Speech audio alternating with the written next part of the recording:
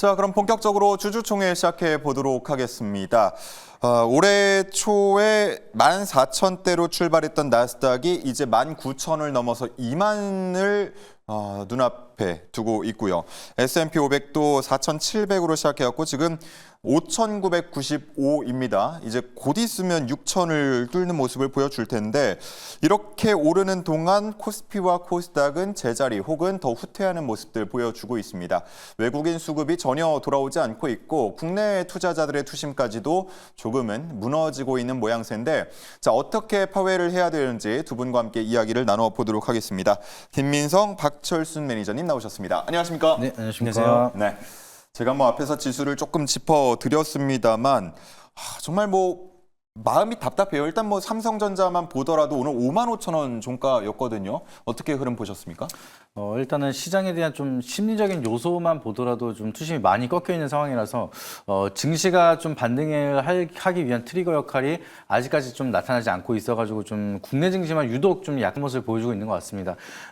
국내 증시의 좀 대표적인 상징 역할을 하고 있는 삼성전자 계속해서 위축이 되다 보니까 외국인들에 대한 자금 이탈도 있지만 거기에 맞물려서 환율도 계속해서 올라가는 상황이 만들어지고 이제 환차익에 대한 리스크 때문에라도 국내 증시가 힘을 못 쓰고 있는 상황인데 근데 제가 오늘도 이제 밴드에서 말씀을 드렸던 내용 중에 하나가 여기에 대해서 결국에는 외국인이 이탈을 하고 환율이 계속해서 강세를 보여주면은 결과적으로는 여기서 환차익에 대한 메리트가 오는 구간이 다시 올 수밖에 없습니다. 그래서 국내 증시가 많이 밀리고 실적이 잘 나오는 기업들이 또 어느 정도 많이 조정을 받게 된다라고 하면은 거기서부터 바닥에서 사는 구간이 다시 한번 형성이 될 수가 있는데 우리는 거기에 대한 구간을 약간은 시간을 두고 기다려야 되는 상황이라 보시면 좋을 것 같고 이거에 대한 투심이 좀 빠르게 회복을 할 수 있는 그런 트리거 역할이 아직까지 나타나지 않고 있다 보니까 좀 무리하게 투자를 하시기보다는 일단은 보수적으로 바라보시면서 바닥에서 턴을 할 수 있는 그런 구간을 좀 기다리는 구간이다라고 좀 보시면 좋을 것 같습니다. 네, 알겠습니다. 자, 앞에서 혜린 아나운서가 브리핑을 하면서 외국인이 조방배를 사들이고 있다 이런 얘기도 전했는데 보통은 좀 올라가면 조정이 나오기 마련이고 그리고 많이 떨어지면은 기술적인 분석 반등이라도 좀 나와야 되는데 요즘 흐름을 보면 가는 건 계속 가고 떨어지는 거는 어디가 끝인지 모르게 떨어지는 흐름도 보인단 말이죠. 네. 이런 조방배 쪽으로 이제 눈을 더 돌리고 투자 비중을 늘려야 됩니까? 투자 비중을 극단적으로 늘리는 거는 종목별로는 좀 위험할 것 같고요. 일단 지금 가는 종목이 가는 게 아니라 사실 가는 종목이 가는 이유가 있습니다. 왜냐면 지금 투자 심리가 굉장히 약화되어 있는 그런 상태잖아요. 거기다가 지금 외국인들이 이제 환율 문제도 있고 이런 것들 때문에 계속적으로 자금이 크게 들어오지 못하고 있는 상황이다 보니까 리스크가 조금이라도 있는 종목군, 섹터들 쪽으로는 지금 수급이 거의 들어오지 않고 있다고 봐도 무방합니다.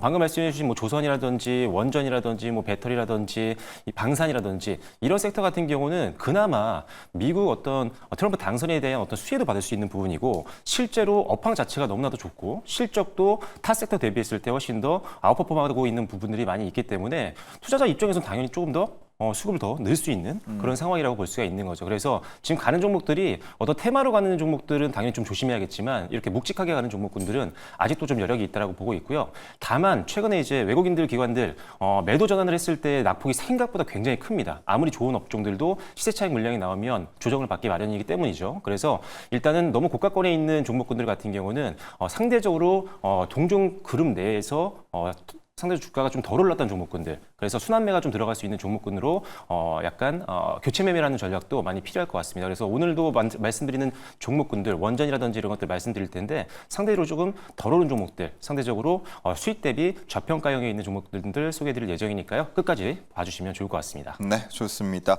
자, 그러면 오늘은 이제 앞으로 좀 더 갈 수 있는 그런 종목들, 그런 섹터들 위주로 살펴볼까 합니다.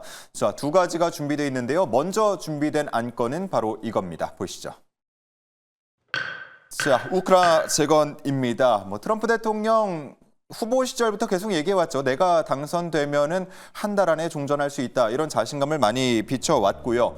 우크라이나에게 확전을 하지 말라라고 경고했다라는 자막도 지금 나가고 있습니다. 자, 그러다 보니까 계속해서 주택, 인프라, 에너지 같은 재건과 관련된 쪽에서 수혜주 찾기에 투자자들이 나서는 모습이고요. 실제로 상한가를 포함해서 오르는 종목들 오늘 많이 나왔습니다. 김민성 매니저님이 우크라 재건 쪽 바라보자라고 이렇게 제안을 해주셨는데요. 네. 더 갑니까? 네, 충분히 뭐 더 갈 거라고 생각을 하고 있고요. 지금 시장에서는 워낙 모멘텀이 애매하다 보니까 이제 트럼프 당선인에 대한 수혜를 받을 수 있고 거기에 대한 모멘텀이 좀 이어질 수 있는 산업 위주로 좀 수급이 몰릴 거라고 생각을 하고 있습니다. 그래서 그 중에서 빼놓지 않고 이제 우리가 바라볼 수가 있는 게 우크라이나 재건주라고 보실 수가 있겠는데요.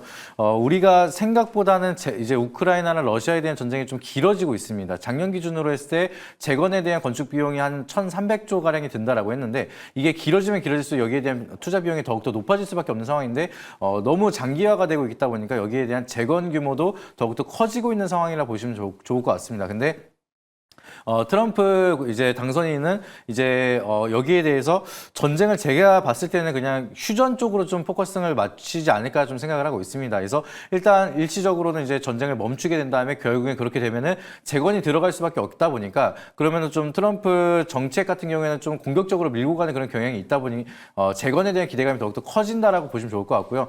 이 재건에 대한 규모만 보더라도 1,300조가 한국 1년 예산치만 하더라도 650조입니다. 여기에 대한 2배치 넘어가는 금액이기 때문에 재건에 대한 인프라가 굉장히 크다라고 보실 수가 있는데 재건이 들어간다라고 하면은 여기 관련된 기업들, 중장비 기업들은 대시세가 더 크게 나타날 수가 있고 52주 신고가까지 바라볼 수가 있다라고 말씀을 드리는데 아직까지는 그래도 기대감 때문에 이제 트럼프 당선인에 대한 이제 모멘텀으로 재건에 대한 모멘텀이 좀 커질 거다라는 좀 기대감으로 먼저 오를 가능성이 높습니다. 그래서 지금까지는 그래도 아직은 트레이딩 관점으로 바라보시고 재건이 바로 이제 시작이 되고 수주가 들어가기 시작을 한다라고 하면은 그때 더 큰 시세가 나올 수 있다는 걸 좀 참고하시고 대응하시면 좋을 것 같습니다. 네, 그렇다면 수급 가능성이 있는, 수주 가능성이 있는 쪽으로 우리가 바라봐야 할 것 같은데 두 분은 타픽 종목으로 어떤 종목을 꼽아 오셨는지 한번 확인을 해 보도록 하겠습니다. 김민성 매니저와 박철순 매니저가 함께 가지고 온 타픽 종목 보겠습니다. 현대 에버다임 그리고 SG 나왔습니다. 우크라 재건 관련해서는 고개가 끄덕여지는 종목들인 것 같은데 자세한 설명 들어보죠. 네, 뭐 현대 에버다임 하면은 이제 우크라이나 재건하면 떠오르는 대표적인 종목 중에 하나인데요.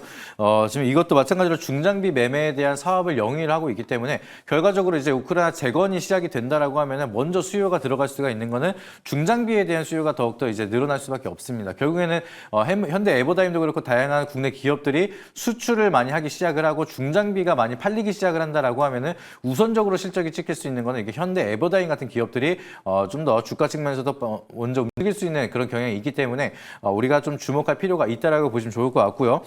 그리고 차트를 한번 보여주시게 되면은 현대 에버다임 같은 경우에는 마찬가지로 단기적인 조정을 이끌고 나서 다시 한번 추세를 돌리고 있는 그런 구간이 만들어지고 있습니다. 그래서 제가 봤을 때는 박스권 상단 구간이 이제 전고점이 11,400원대인데 이 구간을 돌파한다라고 하면 더 강한 상승을 나타낼 수 있는 그런 박스권 상단 부근 돌파 직전 구간이라서 추세를 지속적으로 전환해서 계속 올라간다라고 하면은 기대 수익률을 좀 많이 가져갈 수 있는 종목 중에 하나이기 때문에 우리가 아직까지 이제 재건에 대한 기대감이 이제 막 시작한 만큼 더 강한 수익률을 기대해 볼 수 있는 그런 구간이라서 주목할 필요가 있다. 이렇게 보시면 좋을 것 같고요. 그리고 트럼프 당선인이 이제 계속해서 종전에 대한 기대감을 끌고 갈 거라고 말씀을 드립니다. 그래서 아까도 말씀드렸던 것처럼 이제 종전이 아니라 이제 휴전만 가더라도 재건에 대한 인프라 기대감이 더욱더 커질 수밖에 없기 때문에 여기에 대한 기대감 수요는 더욱더 크게 들어갈 수가 있어서 이제 재건이라든지 이제 종전에 대한 이슈가 만들어지기만 한다라고 하면은 우선적으로 움직일 수 있는 게 현대 에버다임이기 때문에 빼놓지 않고 지금 가격대에서도 좀 리스크 관리를 하되 좀 주목할 필요가 있다 이렇게 말씀을 드리도록 하겠습니다. 네, 좋습니다. 중장비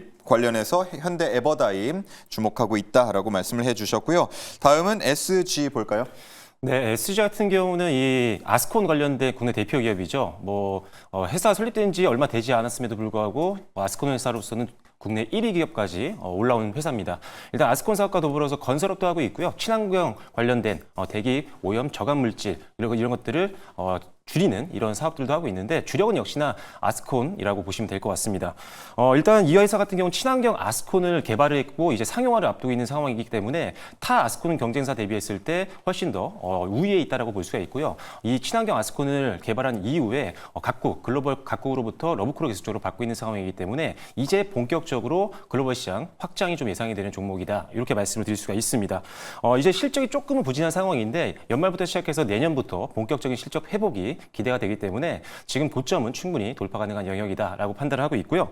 두 번째로는 우크라이나에 대해서 가장 또 핵심적인 수혜주라고 볼 수가 있습니다. 일단 막연한 테마주가 아니라 우크라이나 쪽에서의 어떤 법인 설립 이후에 그다음에 아스콘 관련된 어떤 협력 관계를 맺고 있는 상황이고 공장을 짓고 있고 그다음에 우크라이나에서 실제로 재건 수요가 나오기 시작하면 바로 아스콘을 제공하면서 수익을 발생시킬 수 있는 대표적인 기업이라고 보시면 됩니다. 그래서 실질적인 우크라이나 수혜 직접적 수혜주라고 보시면 될 것 같고요.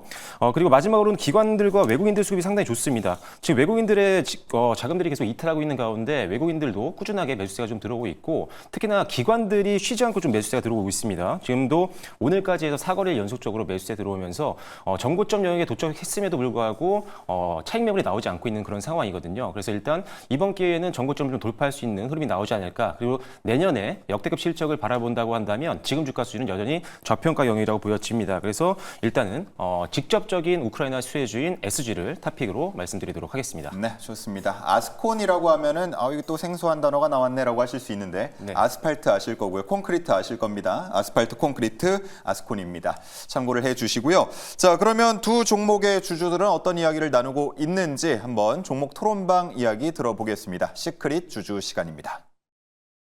네, 실제 주주들의 생생한 이야기 들어보는 시크릿 주주 시간입니다. 먼저 첫 번째로 현대 에버다임 토론방 먼저 입장해 보시죠. 네, 3년 중 최저 매출 그리고 영업이익은 적자 전환했어도 트황 덕분에 오른다라고 합니다. 이제는 실적이 주도한다. 옛말 같은데요. 실적이 잘 안 나와도 트럼프 수에 이어간다라고 이야기 올라와 있네요. 그리고 미국 재무부가 러시아 11개 은행에 에너지 관련 거래를 허용했다고 합니다. 한시 지역이긴 하지만 이런 교류가 앞으로 종전 가능성을 더 키우는 거 아닌가에 대한 기대감 올라와 있네요. 그리고 서순을 생각해봐라. 철거를 먼저 해야 도로도 깔고 모듈 주택도 짓지라고 올라와 있는데 이 철거 관련된 중장비를 전문으로 하고 있습니다. 그렇기 때문에 재건이 시작된다면 가장 먼저 주목받을 수 있다. 내용 올라와 있네요. 그럼 이어서 다음 내용도 들어보도록 하겠습니다. 네, 우크라 현지 업체와 협력까지 하고 있는데 대장주가 아니라고 하는데 오늘 삼부토건이 상한가 가면서 좀 아쉽다 올라와 있네요. 그리고 트럼프, 푸틴 통화했다면서 왜 더 격렬하게 싸우냐라고 하는데 오늘 역대 최대 규모의 드론 공격이 또 있었다고 합니다. 그래서 반대로 종전 기대도 될까라는 우려감도 있는 상황입니다. 그럼 다음 장에서 계속 이야기 들어보시죠. 네, 차트로 승부합니다. 오늘 11,000원 돌파에 실패했지만 이 매물대도 소화한 만큼 신고가 경신도 멀지 않았습니다. 라고 가격에 대한 기대감 올라와 있는데요. 잠시 뒤에 전략 체크해 보도록 하겠습니다. 그럼 이어서 SG 토론방 입장해 보시죠. 네, 포스코 인터내셔널과 우크라 도로 복구 사업 공동 추진 중 이 이야기 아까 매니저님께서 해주신 내용 올라와 있고요. 그리고 기관이 4일째 매수 중이다. 오늘은 연기금도 들어왔네. 수급에 대한 긍정적인 이야기도 함께 올라와 있습니다. 그럼 다음 장에서도 함께 내용 이어가 보도록 할게요. 네, 3분기 실적이 적자 감소나 흑자 전환이면 이제 악재도 없을 텐데 아직 실적이 나오지는 않았는데요. 잘만 나온다면 탄탄대로다 이야기 올라와 있고요. 그리고 또 내일 종가 기준으로 3,885원 넘으면 투자 주의 경고가 붙는다고 하니까요. 이 부분 참고해 보시면 좋을 것 같습니다. 이어서 다음 장에서도 내용 체크해 보도록 할게요. 우크라 올인이 아니다. 인도 그리고 인도네시아 시장에도 진출을 했고 에코스틸 아스코는 이미 특허까지 냈기 때문에 재건 플러스 알파 다른 나라로도 모멘텀 많다 이야기 나와 있는데요. 투자자들에게 SG 워너비가 될 수 있을지 본격적으로 이야기 나눠볼게요. 네, 이렇게 주주들의 이야기를 함께 들어보고 왔습니다. 한 종목씩 볼게요. 일단은 현대 에버다임 관련해서는 차트로 승부합니다. 이런 말씀을 해주시면서 매물대가 어느 정도 소화된 것 같다. 11,000원 뚫을 수 있지 않을까. 신고가 경신도 멀지 않았다. 이런 의견들 주고 계신데 동의하십니까? 네, 차트 한번 보여주시게 되면 간단하게 설명을 드릴게요. 이제 이 차트 속에서 가장 많은 분들이 이제 매수하고 있는 평단가를 대충 이제 우리가 계산해 보게 되면은 8,000원대에서부터 9,000원대 라인에 가장 많은 매수를 하신 분들이 매물대가 보여지고 있습니다. 근데 지금 현재 가격이 10,000원대입니다. 그러면은 이 차트는 이 종목을 보유하고 있는 대부분들이 이제 수익 구간이라고 보시면 돼요. 그러면 이제 우리가 악성 매물들은 이제 매수하고 나서 오랜 기간 동안 물려 있는 매물들을 악성 매물이라고 하는데 거의 악성 매물이 없는 상황이기 때문에 때문에 굉장히 좀 올라가기 수월한 그런 자리라고 보실 수가 있겠습니다. 그래서 대부분의 사람들이 수익을 보고 있는 이런 종목들은 조금 더 올라가기 시작을 한다라고 하면은 포모 현상이 나타나기 시작을 합니다.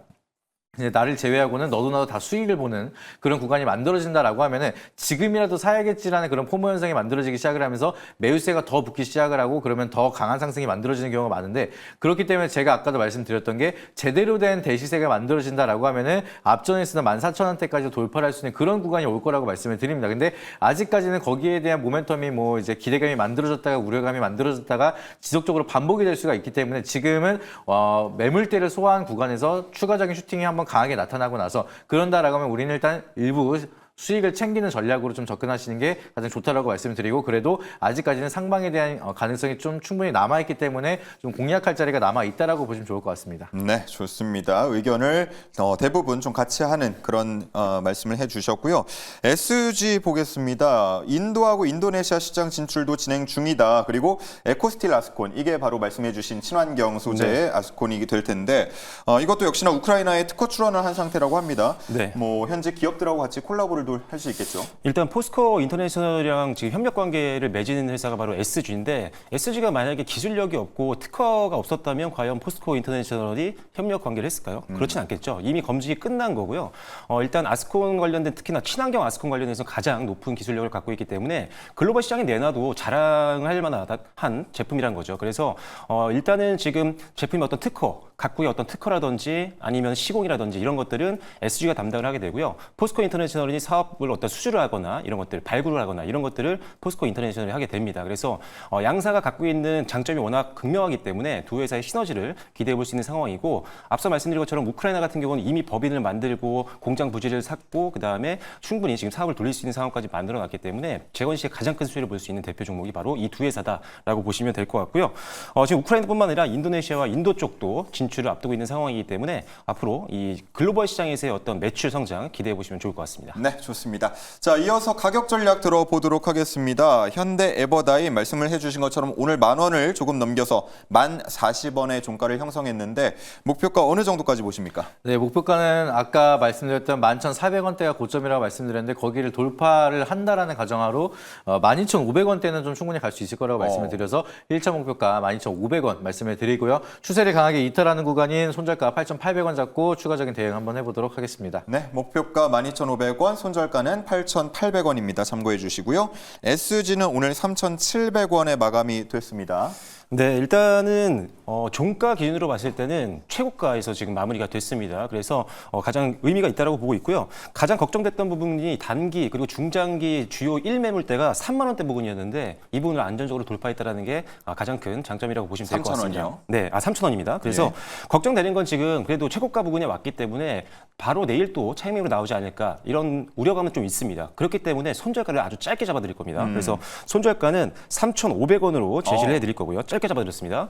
목표가는 4,500원까지 지금 추세 이어진다면 4,500원 정도는 충분히 갈 수 있다고 보기 때문에 4,500원으로 목표가를 제시해드리도록 하겠습니다. 네, 좋습니다. 최근에 이제 방송에서 소개를 드리는 종목들은 아무래도 좀 트레이딩 관점이 강한 그런 시장이니까요, 장세니까요. 그렇게 소개를 드리고 있고 가격 전략을 그래서 꼭 염두에 두셔야 됩니다. 목표가가 4,500원이었고요. 손절가 3,500원도 참고를 해주시면 되겠습니다.